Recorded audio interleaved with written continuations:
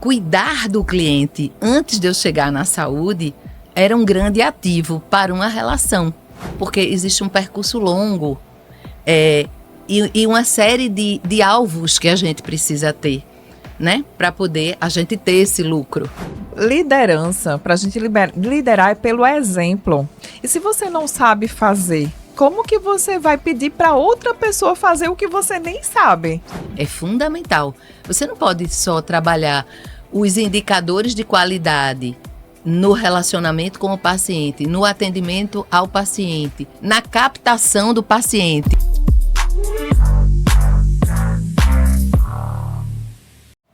Seja muito bem-vindo ao NaProAcast, o podcast sobre negócios para médicos que desejam crescer com autoridade e construir um posicionamento. Crescer tanto no consultório quanto no digital, sem perder a ética ou o propósito da medicina. E hoje a gente vai falar sobre um tema que é frequentemente negligenciado por nós médicos, pelos profissionais da área de saúde de uma forma geral, que é a cultura organizacional nas empresas da saúde. Você vai entender por que a cultura é a mãe do nosso negócio e por que a gente não deve negligenciar. E hoje eu trouxe um especialista nesse assunto, alto nível, na ProAcast, alto nível, com Ana Carolina Azevedo. Ela é psicóloga, especialista em cultura organizacional, orientadora de carreiras, fundadora de uma consultoria, orienta a escolha profissional e de carreiras, e psicoterapeuta. Ela é mestre em saúde coletiva, atua em treinamento e desenvolvimento de equipes de saúde em programas de humanização e assistência da mulher. Então, Ana Carolina, seja muito bem-vinda ao NaProAcast. Muito obrigada, um prazer estar aqui com você e contribuir no que for possível com os seus adeptos, não é? Ao programa e ao podcast. Muito obrigada por aceitar e trazer esse tema que você estuda assim vastamente. Você foi muito bem recomendada aqui em Recife, onde a gente está. E é um prazer estar com você aqui, porque não são todos que entendem sobre esse tema de cultura e falam com propriedade, como você fala. E vamos falar, Ana Carolina, sobre... Às vezes a gente pensa muito no atendimento técnico, né? Vou abrir um consultório, vou lá esperar o paciente chegar e tá tudo bem. Só que a gente sabe que cultura não é somente um clima que a gente cria com a secretária, um clima legal com o paciente. Qual é a diferença entre a cultura e o clima propriamente dito do ambiente que a gente está inserido? Pergunta excelente para a gente dar o start nesse tema. Bom, o clima, Andréa, tem a ver com o sentimento vigente, por exemplo, naquela semana, porque houve um programa de benefício, né? Houve, por exemplo, um treinamento com a equipe. Isso tem a ver com clima. Está todo mundo muito, às vezes, estimulado e motivado para começar um projeto, né? Como você está dizendo, o médico resolveu abrir um consultório, né? Então, ele está focando na competência técnica dele, que é um ativo, né? Mas não faz parte exclusivamente do projeto maior. É um grande ativo, mas não é tudo, né? E como ele vai orquestrar uma série de variáveis que vão contribuir para que esse projeto dê certo. Então, o clima é algo relacionado a como as pessoas se sentem. Então, o clima ele é variável. A depender do momento em que você faça uma pesquisa de clima, por exemplo, a depender de variáveis que estão acontecendo na clínica, e a cultura, ela é o grande background, né? O clima pertence à cultura, né? Então, tem outros aspectos dessa cultura que a gente precisa olhar. Tem esse ativo que é essa fundamentação técnica do médico, não é? Tem como esse médico, por exemplo, vai estruturar as pessoas para receber seus pacientes, como ele vai investir no capital intelectual, que aí já passa a uma referência de treinamento e desenvolvimento dessas pessoas.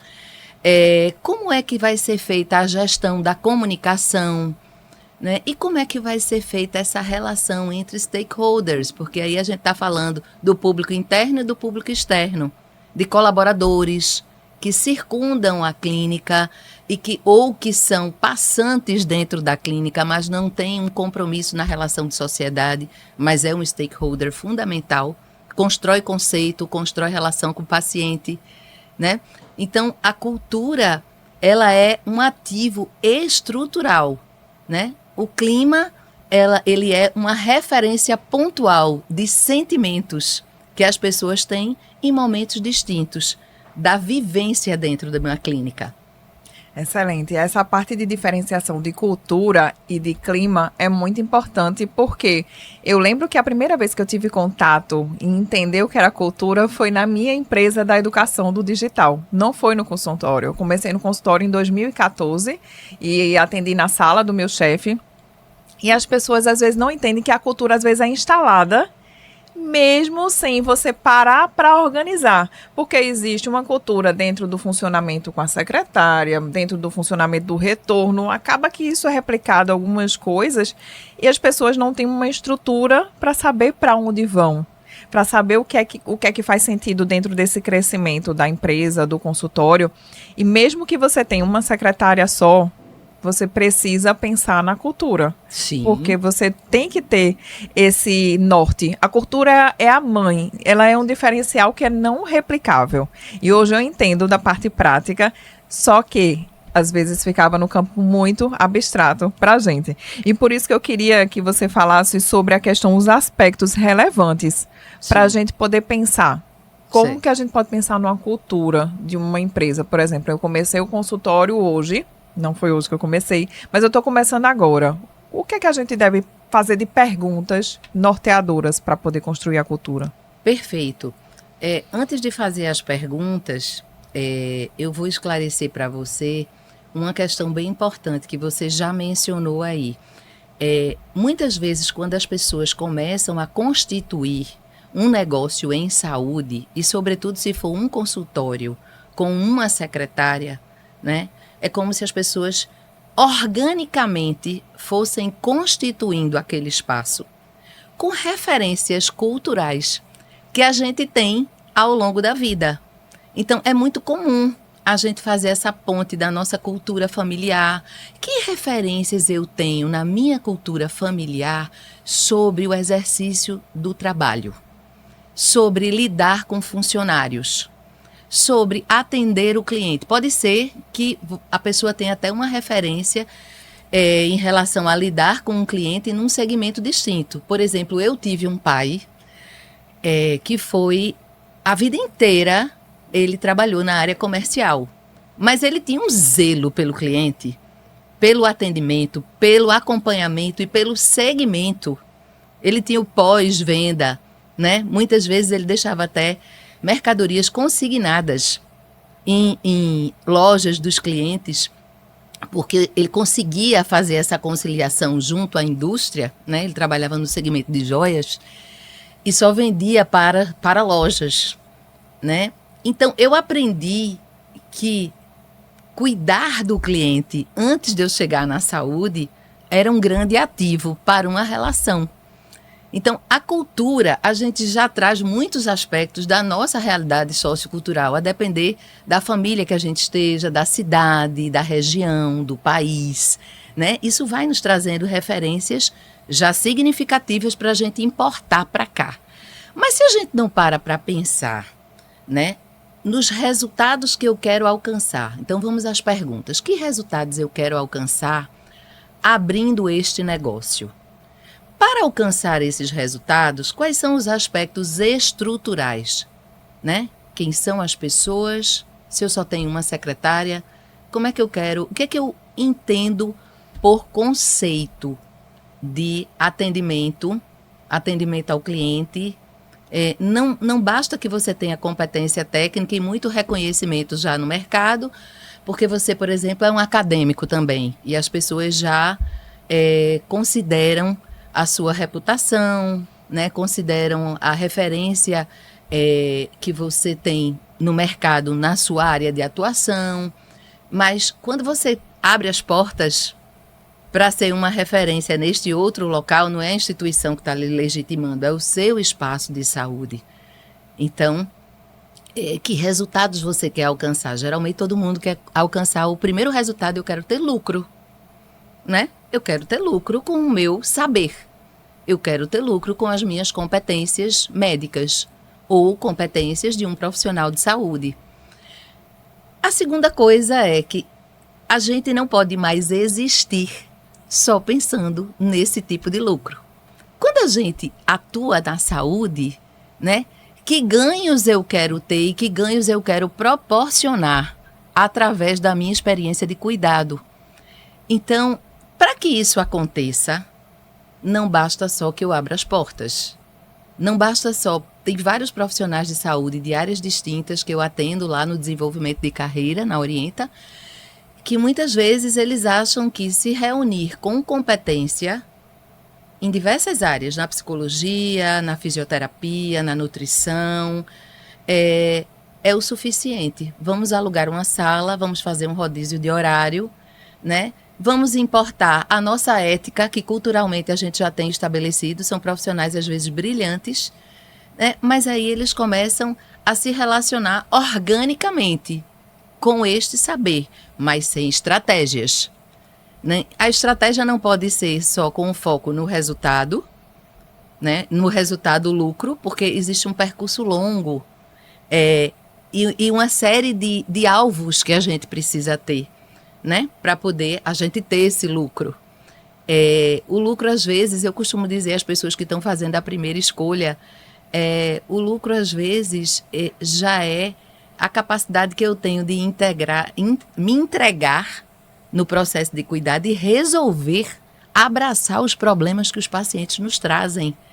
Né? Como eu vivo os dois lados, eu não trabalho só cultura, mas eu também atendo as pessoas na psicoterapia, na orientação de carreira e as empresas. Então, é mais fácil ter essa visão. Porque um dia eu já fiz isso também, né? De abrir as portas organicamente. O outro aspecto que a gente deve se perguntar é o que a gente tem de outros ativos, além do nosso saber, né? Além das pessoas que estão se associando a nós, além dos stakeholders, né? O que a gente também quer promover para o desenvolvimento dessas pessoas? A gente não quer só alocá-las na cadeira da secretária, na cadeira da recepcionista, da digitadora de uma clínica de exames por imagens, por exemplo, né? O que a gente quer fazer para desenvolver, para articular esse time? Né? Quais são os princípios que regem? Então, a gente tem que pensar em aspectos estruturais da cultura, que não é só missão, visão e valores. Né? Valores está dentro dos aspectos conceituais. Quais são os aspectos estruturais? Resultados que eu quero ter, pessoas que estão dentro do meu segmento, o que é que eu preciso, que olhar eu preciso ter para elas, um plano de carreira, um plano de desenvolvimento. Eu vou treinar a minha secretária de acordo com princípios que eu quero levar para o meu negócio e para o meu cliente. Qual é o capital, de que forma eu vou reger esse capital intelectual também, né? Com que tipo de treinamento? É treinamento de prateleira? Né? Eu acho péssimo quando as pessoas dizem, doutora Carol, vamos ver um treinamento de qualidade para as recepcionistas. Mas eu não conheço se eu não conheço a cultura da empresa, se eu não conheço esse grupo de recepcionistas, como é que eu vou indicar um treinamento qualquer de qualidade? O treinamento de qualidade tem que ter referências na cultura dessa empresa. Não é uma palestra que vai transformar. Uma palestra pode até sensibilizar, mas capacitar e dar subsídios para a empresa implementar alguns elementos é treinamento e desenvolvimento, né? De que forma a pessoa também quer fazer a gestão da comunicação? E eu não estou falando só do marketing, tá? Eu estou falando, por exemplo, dessa comunicação interna. Eu já trabalhei, por exemplo, recentemente com a cultura de uma empresa na área de medicina fetal e uma das coisas que a gente mais enfatizou foi que o médico que ainda trabalha com a digitadora dentro de sala, ele precisa fazer reuniões recorrentes, pelo menos a cada 15 dias, para tratar das situações emblemáticas, para tratar também das situações de sucesso, onde elas se portaram de forma adequada, fomentaram um bom trabalho, feedback, a comunicação através de feedback, quer seja positivo ou negativo, né, parte integrante desse processo estrutural, né? E a gestão também dos stakeholders, né? Que tipo de comunicação e que tipo de gestão eu estou fazendo com os meus stakeholders? Porque às vezes você abre um consultório, tem pessoas que contribuem para o desenvolvimento do consultório, para que o consultório se transforme em clínica. Então você tem colaboradores, tem outros médicos ou outros profissionais de saúde com excelente repertório, mas às vezes o profissional, o diretor da clínica, nem conversa com ele. Ele entra e sai e não tem um momento para se comunicar sobre esse fluxo, né, de atendimento. Os aspectos conceituais, aí a gente entra mais em valores, o território, como é que é esse território geográfico e relacional também. Não é? O que é que as pessoas valorizam nesse território? São os símbolos que estão ali presentes, é um símbolo de excesso de tradicionalismo, são símbolos de um espaço mais cooperativo. Então, esses símbolos, eles vão marcando os aspectos conceituais, né? Onde é essa clínica? Essa clínica está interessada também em fazer o espaço que já existe, digamos, há tanto tempo, e ela está constituindo um espaço que ela vai chamar de Prime. Isso é um símbolo. O que ela está querendo estabelecer de relação com o seu mercado, com o seu grupo de pacientes, a partir desse novo braço que ela está constituindo. É a forma como ela quer ser percebida, né, no mercado. Né? Exatamente, é o como. Os aspectos estruturais o que é que eu quero alcançar e o que é que eu preciso olhar. Os aspectos conceituais é o como, não é? Através de que valores, através de que processos, como. Algumas pessoas, por exemplo, alguns profissionais focam muito em processos que gerem resultados e excelência. Outras pessoas podem focar em processos que tragam esse capital intelectual para o protagonismo em alguns momentos. Interessante que você falou aqui da diferença, né? Aspecto estrutural, aspecto conceitual, que a gente pensa em cultura da parte mais abstrata quando se fala, e também tem um aspecto comportamental, quando a gente vai pensar nesses elementos que a gente vai constituir uma cultura. O estrutural, que você falou de stakeholders, talvez o pessoal não tenha isso em mente, mas os stakeholders são os envolvidos no processo. Então, desde a copeira até mesmo o CEO da clínica vai estar envolvido no processo. E é estrutural, e você vai pensar em resultado, você vai pensar em pessoas, em comunicação, em relacionamento, em toda a estrutura lá do negócio que você tem. Aí o conceitual, missão, visão, valores, e o comportamental também, como que você vai pensar em alcançar essa missão, essa visão, os valores, como que você quer ser percebido, como que você vai fazer um posicionamento, seja de uma clínica, seja seu, né? Isso. E uma coisa que é muito importante também quando você falou é sobre faturamento, que faturamento não pode ser o nosso guia, porque é muito frágil. Se você for pensar, eu quero só faturar isso, fica muito frágil quando a gente tem um propósito mais claro, principalmente considerando na área de saúde. As pessoas, elas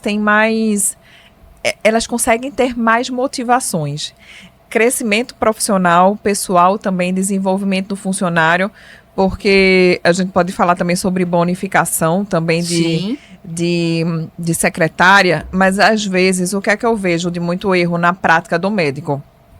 Ele quer simplesmente achar que para a secretária desempenhar bem, precisa ser através de bonificação. Mas não é isso que vai fazer com que a pessoa fique na empresa. Porque é muito fácil você ser trocado por outro que vai oferecer um salário maior. Sim. E o que segura uma empresa é a cultura. A gente vê grandes empresários de sucesso que a gente vê, e muito forte a cultura. Eles valorizam demais a cultura. Grandes empresas, inclusive uma que é foi vendida para a Amazon, se chama Zappos. Ele vendia sapatos online lá e se tornou uma das grandes nomes lá nos Estados Unidos. E foi vendido depois para a Amazon por bilhões. E o dono das Zappos fez um livro chamado Satisfação Garantida, maravilhoso. O dono falou assim, a cultura, ele criou um manual de cultura da empresa, todo funcionário sabia como era o funcionamento, todo funcionário seguia, tinha esse norte, porque é isso que move as pessoas. Sim. As pessoas precisam de um sentido para se mover. Exatamente. E você falou muito bem dessa divisão do estrutural, do conceitual, do comportamental, que a gente não vê tanto na prática as pessoas falando. E o comportamental é exatamente o que atravessa esses dois polos, não é? O que é tolerado, o que é que não é tolerado, o que é que é satisfatório para que eu fomente o que eu estabeleço como alvo para os meus resultados, né? Então, o comportamento, ele vai mediando, né, toda a implementação do que eu acredito que pode ser a minha cultura-alvo, né? Então, é preciso, para abrir um negócio, pensar em cultura-alvo, né? Pensar, se você nunca pensou em cultura, a primeira coisa a pensar é que cultura eu tenho internalizada, porque eu venho de um contexto sociocultural, né? E pensar no que é que você quer estabelecer para essa cultura-alvo, né? Hoje a gente trabalha com essa noção de cultura-alvo, até mesmo em empresas consolidadas, que já têm ou sua cultura organicamente desenvolvida e alguns indicadores, algumas referências de comportamento, alguns princípios vão se estabelecendo silenciosamente a partir da postura do dono, a partir da postura do grupo societário. No próprio grupo societário, a gente já vê como é que as pessoas se comportam. Quem é que lidera de verdade? Quem é que levanta realmente o mastro na proa? Não é? Quem é que fica como um líder conduzido? Quem é que tem mais habilidade para lidar com as pessoas? Quem é mais referência para a eficiência técnica ali? Né? Recentemente eu tive um trabalho numa empresa que aí uma das sócias dizia, mas a gente não tem esse hábito de sair do nosso lugar para se reunir com quem está lá nos assistindo. Para isso, o profissional é melhor fazer uma comunicação através da gerente. Gente, vocês só são 5 sócios. Vocês precisam fazer essa comunicação direta. Isso é valorização das pessoas. Isso é feedback, mesmo que negativo, em algum momento. Proporciona que vocês alinhem, ajustem uma relação de qualidade para que vocês não passem a tarde ou o dia atendendo com um clima, que aí é aquele sentimento pontual, né? Com um clima negativo na relação com quem está assistindo vocês diretamente. Isso pode ser o dentista com sua assistente, né? Pode ser o médico que tem sua assistente em sala também, né? Então, qualquer profissional onde você tem essa relação direta de complementaridade. Então, isso é bem importante. A parte assim, por exemplo, você falou muito bem do ponto de delegar para outra pessoa assumir uma função que a gente deveria estar à frente. Porque liderança, para a gente liderar é pelo exemplo. E se você não sabe fazer, como que você vai pedir para outra pessoa fazer o que você nem sabe? Sim. Ou seja, ela vai fazer do jeito dela, da forma como lhe convém. Quando você for monitorar os indicadores, sim, você pode perder completamente o controle da estrutura, de onde que sua empresa está indo. Aí eu faço reunião semanal com minha secretária. Às vezes, quando ela falhou em algum processo, eu vou lá e faço junto dela o processo, justamente para poder mostrar que eu também faço. Sim. Essa cultura também de permeabilidade ao erro é uma coisa extremamente positiva. Não é que a gente vá permitir que todos os dias os erros sejam predominantes, mas é como lidar com o erro como um instrumento de aprendizagem, né? O erro trazendo reflexões, plasticidade para a condução do negócio e do processo, né? O erro como um elemento de treino para essa secretária, por exemplo. Exatamente, não é? A gente permite... Não é como um elemento de punição, não é? A comunicação, quando você faz através de um gestor, né? Reúna tal subgrupo de prestadores de serviço aqui, né? De secretárias, e comunique que a partir de agora será dessa forma, né? Se você que quer promover a experiência de cuidado para o seu paciente dessa forma, você não protagoniza isso, você só está notificando, você não está estabelecendo uma comunicação direta com este grupo, para já a partir daí, muitas vezes, Andréa, um momento como esse já é um workshop que você está proporcionando. Você quer mudar elementos conceituais, a gente não está falando de estruturais, pode ser conceituais da comunicação, né? Conceituais daquele processo. Se você estabelece esse caminho, vamos fazer um final de tarde aqui. A gente não vai fazer uma reunião pontual de 20 minutos, a gente vai fazer um final de tarde de 1 hora. E a gente vai fazer uma travessia pela jornada do processo. Isso já é um mini workshop. Gradativamente isso vai impregnando. E é a doutora Andréa que está junto comigo. Então, é por isso que fazer gestão não é fácil, né? Do negócio em saúde. Mas é adorável, porque a gente vai construindo uma teia de segurança psicológica para nós, né? E para quem está lá. Uma das perguntas que é muito importante, eu acho que fazer para quem está constituindo ou quem está com seu negócio estabelecido, digamos que a pessoa esteja com seu negócio há 20 anos estabelecido. É importante ele se perguntar, será que quando eu saio de cena para um congresso e deixo meus colaboradores com esse gestor ou estes gestores, esse grupo de funcionários, será que o atendimento, que a prestação do serviço se mantém com a mesma efetividade, com a mesma eficácia, com a mesma qualidade do atendimento? Se ele põe em dúvida, não sei. Quais são os segmentos que ele duvida? Né? E olhe para esses segmentos e preste atenção. Quais são as lacunas? Por que eu estou duvidando?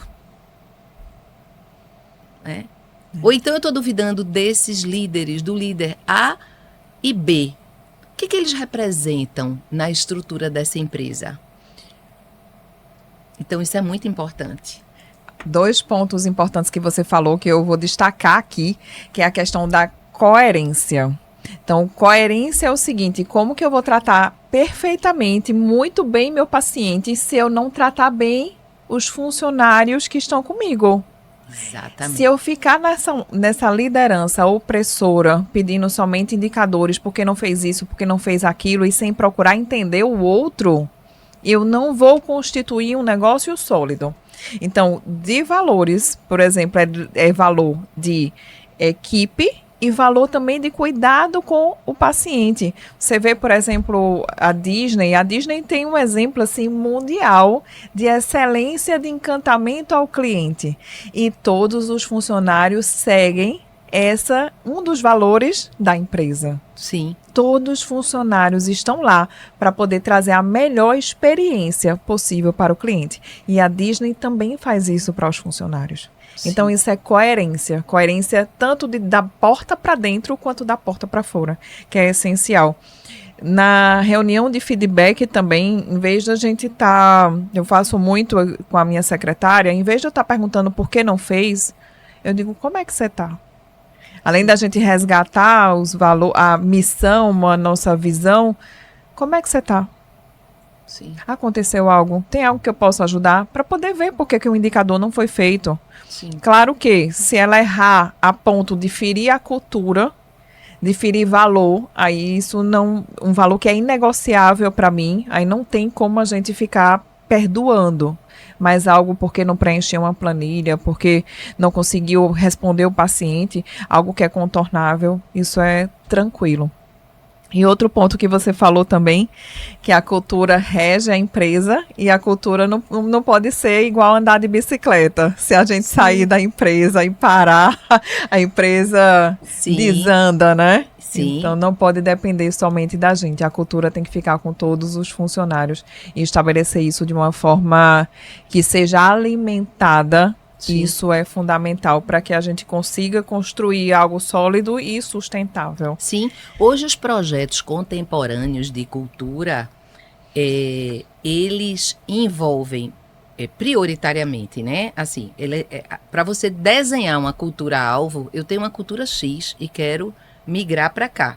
Eu preciso compreender o que é que já funciona aqui, quais são os pontos-chave, quais são os elementos estruturais, conceituais, os comportamentos vigentes e até ver qual é a coerência entre o que eu tenho como aspiração de cultura-alvo, né, e o que eu tenho estabelecido aqui. Pode ser que a gente tenha que acordar, quando a gente é um especialista de cultura que vai fazer um diagnóstico. Não existe um novo desenho de cultura sem diagnóstico. Não existe um novo desenho de cultura com pesquisa de clima, né? Eu estou com meus funcionários percebendo que estão um pouco insatisfeitos. O que eu posso fazer para mobilizar, para dar uma nova roupagem à cultura aqui que a gente tem estabelecida? Se você quer fazer algo que só mexa com o clima. Motivacional. É, algo motivacional, exatamente, né? Não é algo cultural. Né? Não é o fato de ter uma festa de final de ano, ou um campeonato de beach tênis todo final de ano, ou uma viagem junto com um grupo de todos os envolvidos na empresa que caracteriza que é uma cultura de bem-estar. Tá? Qual foi o percurso até aqui para que a cultura de bem-estar tenha sido realmente implementada, né? Ações pontuais não caracterizam a cultura. Então, esse desenho da cultura-alvo tem a ver primeiro com o diagnóstico. Né? Diagnóstico. Diagnóstico cultural, a gente se apropria de todos esses aspectos estruturais, conceituais e comportamentais, e geralmente a cultura-alvo ela é uma aspiração dos donos, tá? A gente tem que negociar o que é possível para chegar na cultura-alvo e quais são os processos novos que precisam ser implementados.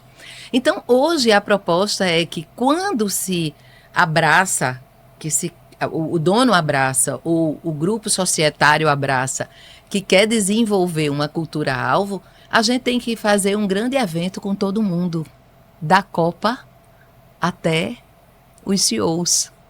Né? Podemos fazer grupos focais para que a gente alinhe a linguagem, né? Por exemplo, para algumas pessoas eu tenho uma experiência muito positiva de trabalhar com os grupos focais, porque algumas pessoas podem ter muito temor, por exemplo, uma copeira, uma recepcionista, de colocar algumas questões relacionadas ao resultado da pesquisa quando eu devolvo o conteúdo, né? Porque a gente pode trabalhar com entrevistas estruturadas ou semi-estruturadas, uma pesquisa com o timão, com respostas anônimas, isso nesse processo diagnóstico, para que as pessoas não se sintam expostas. E depois a gente vai trabalhar primeiro os resultados. Gente, olha o que apareceu na cultura atual. Olha o que apareceu na forma de vocês se relacionarem com a missão da empresa, entre vocês e entre os subgrupos, né? E depois, quando a gente constata esses aspectos e vai desenhar a cultura-alvo com os sócios, né, com o grupo societário, a gente precisa também compartilhar para o grupo o que é que eles estão querendo e quais são os processos que serão implementados, para a gente não ter também um movimento de resistência e boicote, porque muitas vezes, se as pessoas estão há 20 anos sem se trabalhar, né? Pessoas às vezes tem alguns que não estão há 20, mas tem alguns que estão ali há 10, há 5 e nunca foram trabalhados, nunca foram protagonistas de nenhum processo de treinamento e desenvolvimento. Então, se a gente não compartilha isso, essa comunicação transparente sobre cultura-alvo é fundamental.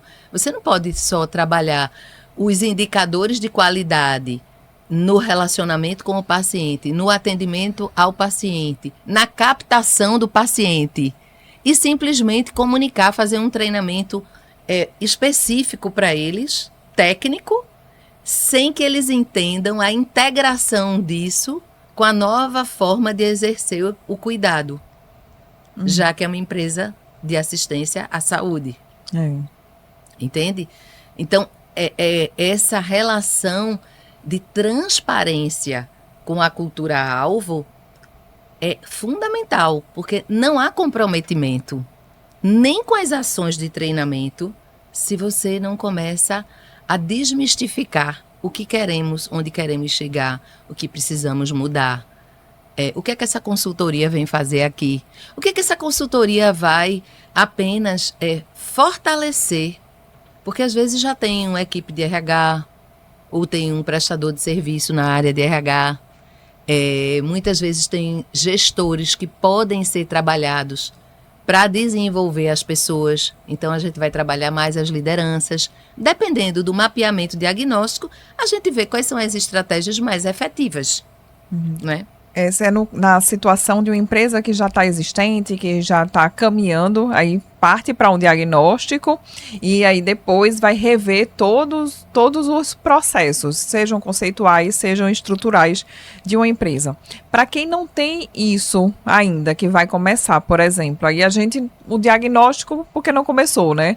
Mas com que métodos que ele pode começar? Pode começar, por exemplo, já criando desde a base, que é missão, visão e valores, e depois estabelecendo como que vai ser os processos, por exemplo, descrição de cargo, o que é que eu penso para o cargo de uma secretária, o que é que eu penso dentro dos processos de atendimento ao paciente, como que a gente vai viabilizar a cultura através dos aspectos processuais e estruturais. Então, o que é que você aconselharia para esse médico que está começando no consultório? Veja, e falando assim, não é só o consultório próprio que eu estou falando, não. É dentro de um coworking mesmo. Aquele que está começando dentro de uma sala própria, porque ele vai precisar, ao menos, ter a cultura dele. Ao menos. Então, o que é que você recomenda para ele que está começando e que deseja partir de um norte, né? Você falou de cultura-alvo. E como que ele faz na prática isso, entende? Sim. Independente de ter um tempo anterior de vivência ou estar começando, o desenho da cultura-alvo é importante, tá? E mais do que missão, visão e valores, porque às vezes isso é muito subjetivo, né? Esse é o grande pulo do gato, né? Esse é o grande aspecto mais qualitativo hoje do olhar para a cultura. É como a cultura pode objetivamente me ajudar a implementar. Então, é olhar para resultados que eu quero alcançar, para valores, para comportamentos que eu quero que existam estabelecidos. É olhar para capital intelectual, né? Qual é o meu background, o que é que eu estou levando. É olhar para o tipo de assessoria que você pode ter num primeiro momento para integrar. Porque o meu receio é que o médico que olha para missão, visão e valores, tem pessoas que também são extremamente autodidatas, são ótimos nesse sentido, né? Tem uma capacidade de linkar informações, fez algum curso de gestão, né? Eu diria que, no mínimo, fazer algum curso, algum treinamento, alguma mentoria na gestão para o negócio em saúde, para aquela especialidade, para a gente estudar também a relação dele com o público-alvo, para a gente estudar o comportamento do público-alvo com a especialidade, com o mercado. Se a pessoa tem muitos convênios, se não tem, se é um trabalho mais autoral, mais personalizado, de menos atendimento. Eu diria que olhar individualmente para a estrutura física, para a estrutura de relacionamento com a secretária, para a missão, visão e valores, pode ser arriscado. é preciso ter um olhar mais sistêmico, né? O paciente, quando traz, ele é portador de uma doença, a gente tem que olhar sistemicamente, né? Vivemos na era da interdisciplinaridade. Então, eu tenho apenas a advertência de que não façam intuitivamente. Não façam só com o que viram nos livros.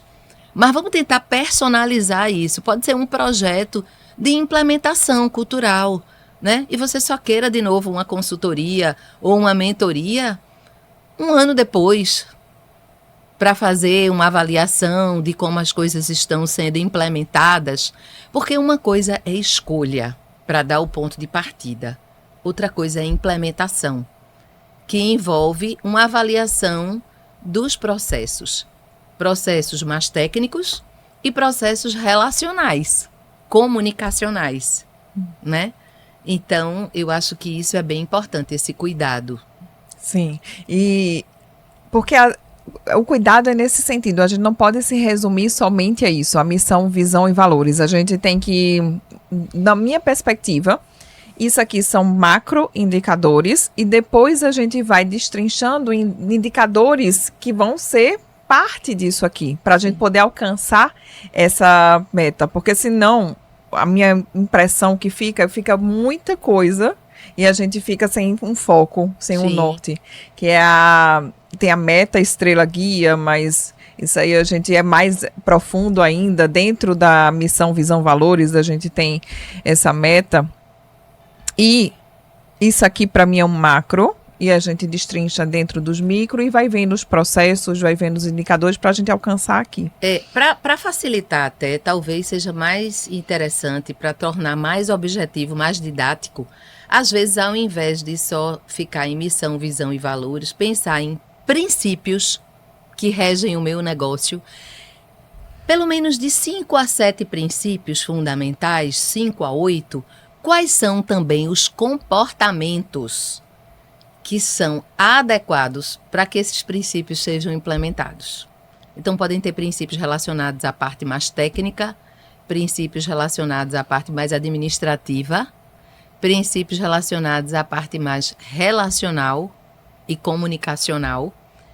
Para que se torne mais objetivo, então é importante a gente ver essa relação.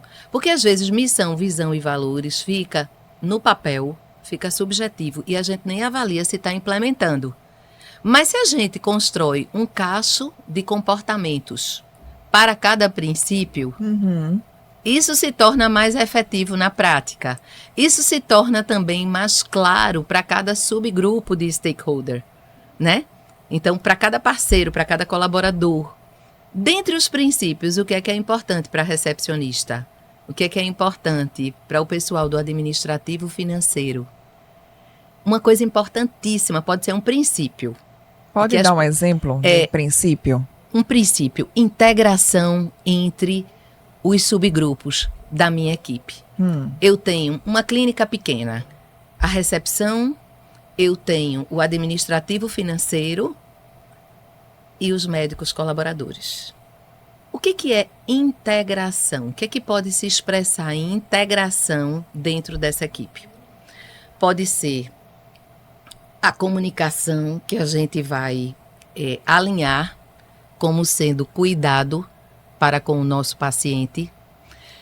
Pode ser também, por exemplo, se a recepção comete algum erro no registro da guia, a glosa vai ter um impacto para o administrativo financeiro, né, que chega com um monte de guias glosadas, e um impacto para o resultado. E o resultado pode estar lá como um princípio. Entende? Numa das clínicas que eu trabalhei, a clínica de medicina fetal, foi uma coisa muito interessante que trabalhamos no grupo focal. Eu já vivi uma experiência com essa clínica antes, fazendo desenvolvimento e integração de equipe. Nesse treinamento, nesse desenvolvimento que teve das equipes, uma coisa muito interessante que elas descobriram foi que se a recepcionista digita a data de nascimento errada, a razão de risco da doença lá para o médico e para a digitadora já vai ser errada. Razão de risco, por exemplo, para malformação no primeiro trimestre. Aí elas ficaram impactadas. Nossa, eu nunca imaginei. Eu pensei que era um erro que podia ser rapidamente corrigido. Mas a máquina, se você não digitou 88 ao invés de... e você digitou 98, tá? Então, isso já é uma diferença significativa, porque vai gerar no sistema, no cadastro da paciente e no sistema operacional posterior. Então, princípios são exatamente aquilo que você quer que reja o seu trabalho cotidianamente, né? O médico quer que vá, e isso vai ser princípio. O que é princípio? É a ética no cuidado. E o que é ética no cuidado? Né? A gente precisa traduzir isso em comportamento. Não é? É a comunicação transparente. Né? É aí como é a comunicação transparente? Como é que isso se efetiva? Com uma reunião semanal? Com uma reunião a cada 15 dias? E o que é que eu trato nessa reunião? Eu trato só de problemas ou eu trato também de feedbacks positivos? Né? De alcances que a gente conquistou? Né? Você falou de um plano de benefício, de remuneração variável para a secretária que faz o agendamento. Isso pode estar lá como um princípio do atendimento, né? Mas aí o que você observa na sua prática é que isso não sustenta, isso é uma atitude, né? Que o CEO, o dono daquela clínica, pode achar que é um elemento de sustentação, mas ele é muito frágil. Porque se tem outros elementos relacionais que não estão sendo tratados e cuidados, quando ele sai de cena, a sensação pode ser de alívio, né? E não de compromisso. Entende? Entendo. Excelente, Ana. Um tema tão vasto que é individualizado, né? Quando você fala de cultura, a cultura ela não é replicável, que é copiar e colar de uma outra empresa. A gente precisa entender realmente os princípios, que pode até estar um pouco ligado aos valores, quando a gente vai falar, né? E também esse direcionamento para a gente poder cuidar da empresa, cuidar das pessoas, cuidar de todos os indicadores, os processos e manter a humanização dentro do nosso atendimento, porque a gente cuida de saúde e cuida de pessoas. A gente está chegando ao final já do nosso podcast. Eu recomendo para quem assistiu aqui até agora, a gente vai chegar às recomendações finais, mas para quem nos escutou, se puder, escuta novamente, se aprofunda no tema, porque não vai se esgotar somente nesse podcast aqui. Precisa aprofundar e precisa tomar decisões. Então, o que é que não está dando bem dentro do funcionamento da sua clínica ou do seu consultório, do seu dia a dia hoje? O que é que você identifica como um ponto que vai ferir os princípios que você pensa e como que você pode ajustar a rota? Às vezes, pensar em fazer tudo ao mesmo tempo pode trazer um certo desconforto para quem está com os processos, precisa trabalhar, precisa estudar, Eu me coloco no lugar desses médicos que às vezes têm uma dificuldade com gestão, mas pelo menos tomar uma decisão a partir dessa escuta já é algo que vai mudar a sua vida e mudar a sua carreira. Tá? Então, a gente precisa não somente escutar informações, mas sim colocar em prática, tomar decisões. E que conselho você daria para quem nos escutou até agora? Uma mensagem final. E se você quiser deixar seu contato também para as pessoas lhe encontrarem, fique à vontade, tá bom? Sim. Bom, eu acho que você, pegando o gancho do que você trouxe agora, né? Essa tomada de decisão ou para iniciar um negócio, né? Ou para implementar novos processos, envolve uma avaliação apurada e a eleição também de prioridades, porque as mudanças elas podem ser implementadas de forma abrupta e isso tem um custo às vezes muito alto, né? E algumas mudanças podem ser negociadas para serem implementadas de forma mais suave. Então, as escolhas, a partir do momento que a gente tem ou um diagnóstico ou traça um plano de abertura de um negócio em saúde, buscando fortalecer já desde o início, desde a concepção, os aspectos culturais, eu acho que uma coisa muito importante de ser pensada é que haverá com isso a eleição de prioridades, né? O que é que eu quero de fato, o que é que eu consigo, o que é possível implementar num primeiro momento, mas que seja minimamente condizente com o que eu acredito que quero atingir em termos de cuidado humanizado, em termos de resultados, em termos de crescimento futuro, né? Em termos de desenvolvimento de um time, de uma equipe. Então, minimamente, a gente precisa estabelecer essas referências, né, para que sejam eleitas as prioridades para esse processo de implementação. Perfeito. Meu contato pode ser através do meu telefone, 991652878. Tem o Instagram da Orienta Escolha Profissional e de Carreiras. E eu fico de portas abertas para qualquer troca necessária ao longo aí da nossa caminhada. Muito obrigada, Ana. Eu que agradeço, Andréa. Pela presença. E com certeza a gente pode ter uma outra conversa sobre carreira, que a gente já estava conversando antes do nosso episódio, porque é algo que também é importante para a gente, um direcionamento, não só cultura, mas carreira, várias áreas dentro da área da saúde e da medicina, e você dentro da psicologia, que também atua com médicos, né? Sim. Então, muito obrigada também a você que nos escutou até aqui, o Na Proacast. Se inscreva no canal, compartilhe com os colegas também, para poderem aprender mais sobre gestão, empreendedorismo, marketing e posicionamento. Te vejo no próximo episódio.